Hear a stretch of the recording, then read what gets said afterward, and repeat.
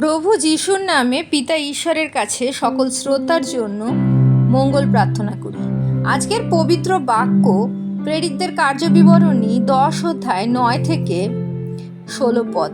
পরদিন তাহারা পথে যাইতে যাইতে যখন নগরের নিকটে উপস্থিত হইল, তখন পিতর অনুমান 6 ঘটিকার সময় প্রার্থনা করিবার নিমিত্ত ছাদের ওপরে উঠিলেন। তিনি ক্ষুধিত হইলেন, তাহার আহার করিবার ইচ্ছা হইল, কিন্তু লোকেরা খাদ্য প্রস্তুত করিতেছে।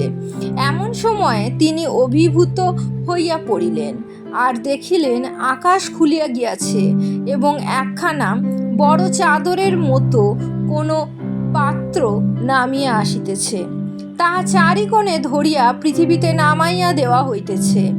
আর তাহার মধ্যে পৃথিবীর সর্বপ্রকার চতুষ্পদ ও সরীসৃপ এবং আকাশের পক্ষী আছে।